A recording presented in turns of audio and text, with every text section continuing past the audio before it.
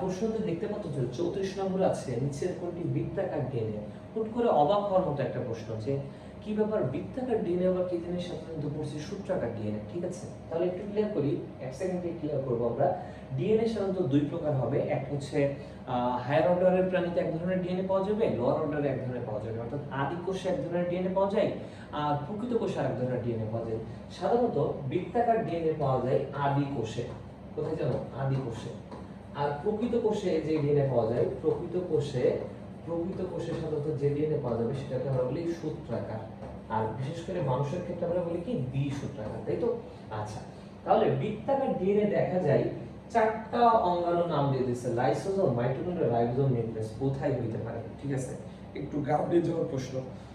সবাই দাগাই ফেলবে ঘ নম্বর, কারণ তোমরা সবাই জানো নিউক্লিয়াস এর ভিতরে কি থাকে, ক্রোমোজোম থাকে, আর ক্রোমোজোমের ভিতরে আবার কি থাকে, ডিএনএ থাকে। সবাই ভাববে হয়তো অ্যান্সার হবে নিউক্লিয়াস, কিন্তু না, মনে রাখো এটা একটু ট্রিকি প্রশ্ন। এই প্রশ্নটা অ্যান্সার করতে হবে এইভাবে যে এই যে চারটা অঙ্গাণু, কোন অঙ্গাণুটার বৈশিষ্ট্য আদি কোষের মতো, ঠিক আছে, সেইটার ক্ষেত্রে তাহলে তুমি কি অ্যান্সার করতে পারবা, বা তখন তুমি অ্যান্সার করতে পারবা। সাধারণত এই চারটা অঙ্গাণুর মধ্যে মাইটোকন্ড্রিয়াতে আমরা দেখতে পারি আদি কোষের বৈশিষ্ট্য আছে, এবং সেখানে কি পাওয়া যায় জানো, বৃত্তাকার ডিএনএ পাওয়া যায়।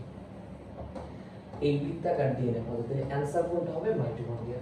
আমি এই পর্যন্ত সীমাবদ্ধ থাকতে পারতাম, বাট আমি চাচ্ছিলাম ওদেরকে আরো কিছু গুরুত্বপূর্ণ তথ্য জানাইতে।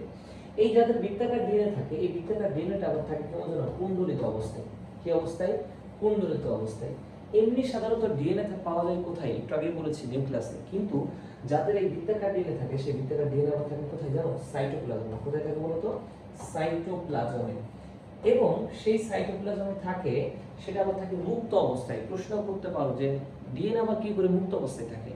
আমাদের ডিএনএ নাই নিউক্লিয়াসের ভিতরে থাকে, একটা নিউক্লিয়াসের চারদিকে একটা আবরণ আছে, তাই সে কি অবস্থায় থাকে, বদ্ধ অবস্থায়। তুমি প্রশ্ন দেখতেই পাচ্তেছো যে এই ডিএনএটা আছে কোথায়, সাইটোপ্লাজমে। সাইটোপ্লাজমের আলাদা কোনো আবরণ নাই, তাহলে সে কি অবস্থায় থাকবে, অবশ্যই মুক্ত অবস্থায় থাকবে। এই এতগুলো বৈশিষ্ট্যের কারণে এই আদি কোষের ডিএনএ কে বলা হয় নিউক্লিওয়েড, একটা এক্সেপশনাল পয়েন্ট। এই জায়গা থেকে মেডিকেলেও প্রশ্ন আসে, তাহলে বুঝতে পারতেছো কতটা গুরুত্বপূর্ণ তোমার এই ধরনের প্রশ্নগুলো এবং এইভাবে সলভ করা। ওকে, থ্যাংক ইউ।